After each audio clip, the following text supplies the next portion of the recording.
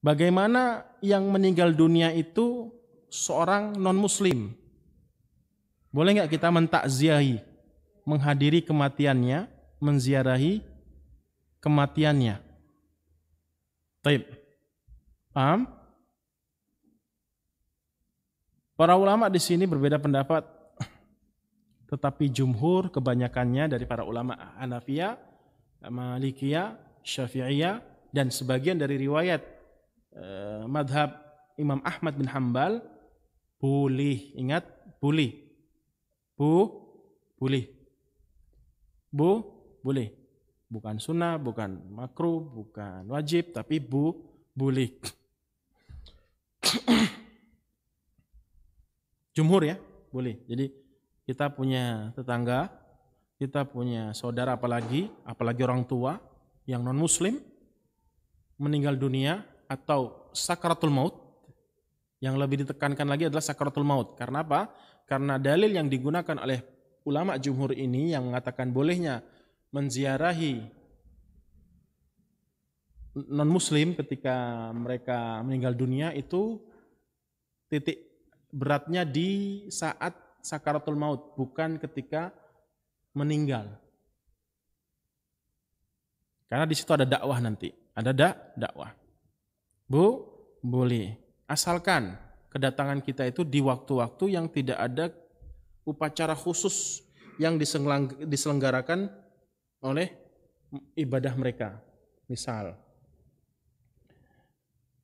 ketika sebelum meninggal atau sakaratul maut sudah kejang-kejang dan seterusnya, orang-orang sekitar melakukan suatu acara agama mereka misalkan. Apalah gitulah pokoknya, tahu sendiri lantum ya. Nah, kita nggak boleh datang, tidak boleh datang. Kalau biasa saja nggak ada apa-apa, nggak ada acara-acara khusus, hanya sekedar mereka kumpul-kumpul aja, nggak masalah datang. Kalau dibuat acara khusus, acara agama mereka tidak boleh datang. Kalau kita datang itu menunjukkan kita membenarkan tindakan kita itu setuju dengan apa yang mereka lakukan. Maka dijauhi, jangan sampai kita masuk di dalamnya. Kalau misalkan tidak ada acara khusus, datanglah. Ditekankan lagi ketika sakaratul maut. Ketika sakaratul maut, sebelum meninggal dunia maksudnya. Di situ kita bisa dakwah. Misalkan kita kenal sama dia non muslim ini, kita dakwahi. Dia sakit parah, kejang-kejang misalkan, nah sampaikan Islam. Sampaikan Islam kepadanya. Nasihatkan Islam kepadanya. Jadi tujuan kita itu dakwah. Mendoakan hidayah. Jadi kita nggak boleh mendoakan orang kafir, itu nggak boleh.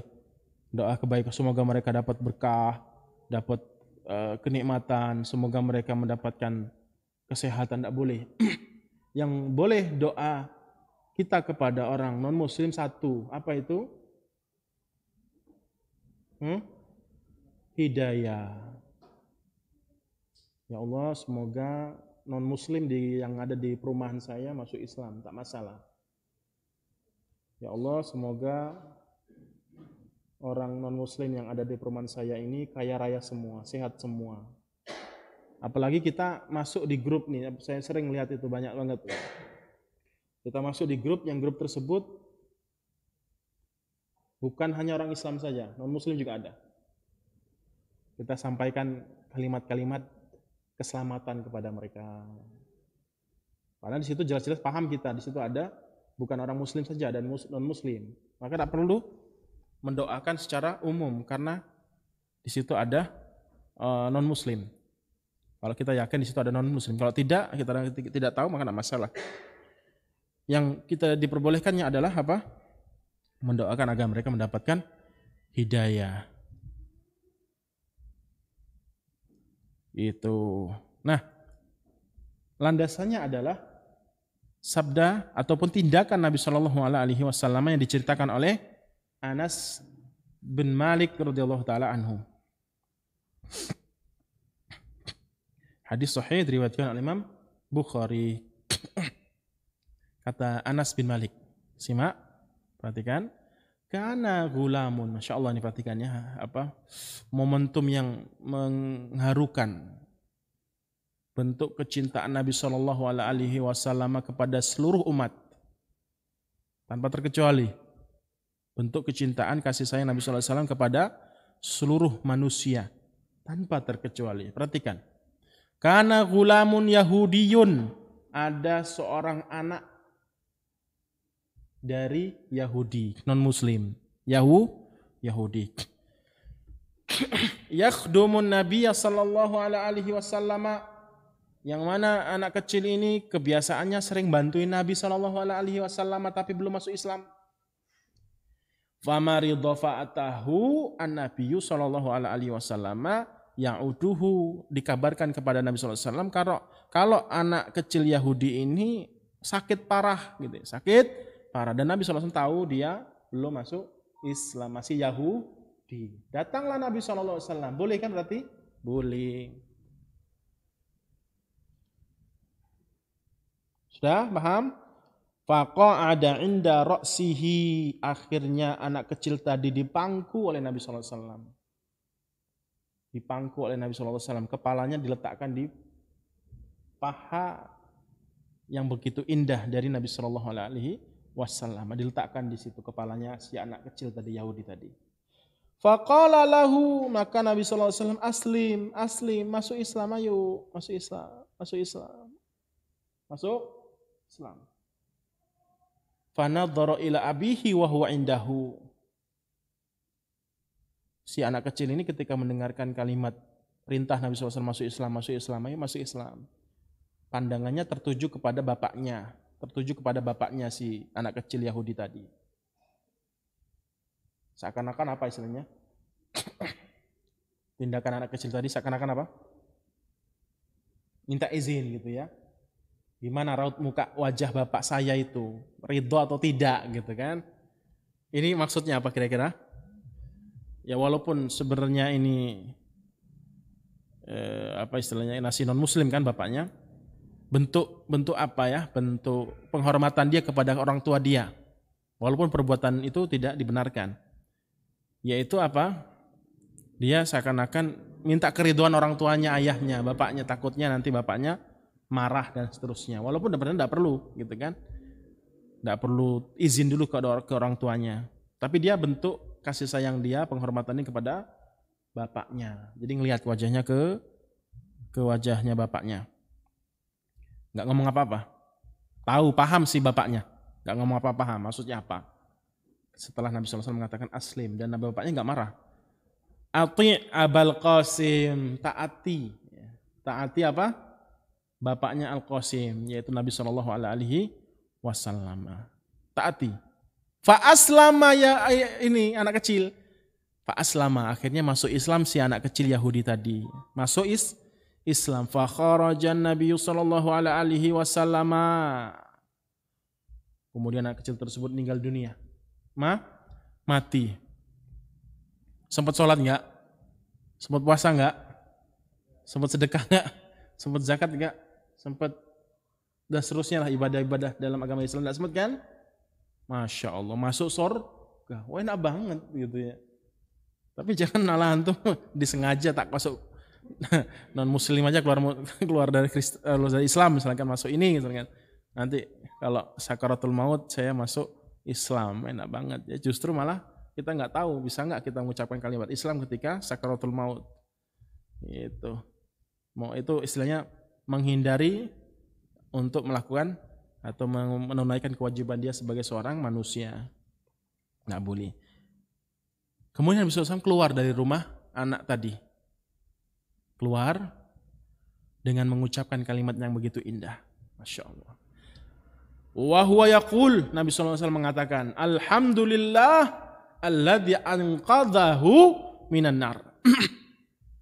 Segala puji bagi Allah Subhanahu wa taala yang Allah telah menyelamatkan anak tersebut dari neraka jahanam.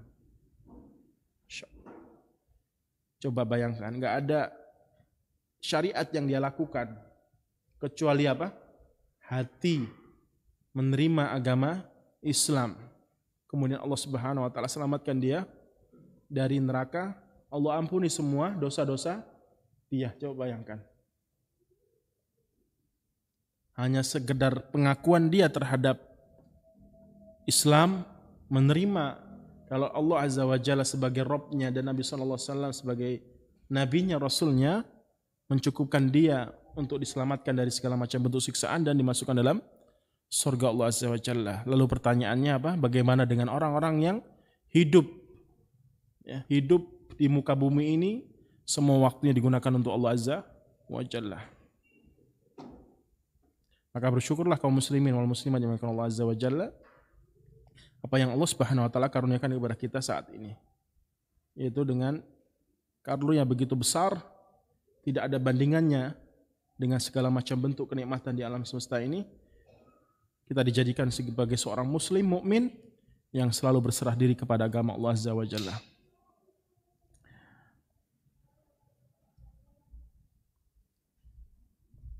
Mungkin itu saja yang bisa saya sampaikan kaitannya dengan takziah. Tidak ada poin lagi yang bisa saya tambahkan. Secara garis besar seperti itulah maksud dari takziah. Insyaallah pekan depan kita akan sampaikan dengan tema sama juga, yaitu amalan yang bermanfaat bagi si mayit. Amalan yang bermanfaat bagi si mayit. Catatlah. Jadi takziah sudah selesai. Kemudian yang diwajibkan ataupun yang disyariatkan kepada keluarga si mayit itu apa? Yang dengannya bisa memberikan manfaat kepada mayit yang meninggal dunia. Itu kita kupas insyaallah taala. Dan perbedaan pendapat dari kalangan para ulama tentang masalah apa saja sih amalan yang bisa memberikan manfaat kepada seorang yang sudah tidak bisa beramal soleh lagi. Saja yang dapat saya sampaikan, semoga yang sedikit ini bermanfaat dan bisa dipahami, dan semoga Allah Subhanahu wa taala memberikan kekuatan kepada kita semua untuk mengamalkan apa yang telah kita pelajari. Wallahu taala a'lam. Alhamdulillah kita sudah menyelesaikan setiap kalimat, walaupun nggak semua kita baca sih di buku Al-Wijazah itu.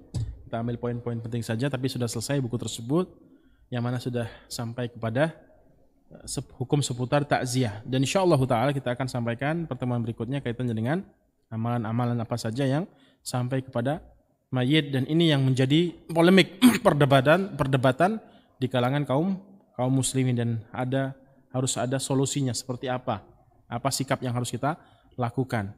Itu penting juga tema setelahnya itu. Insyaallah pekan depan ya.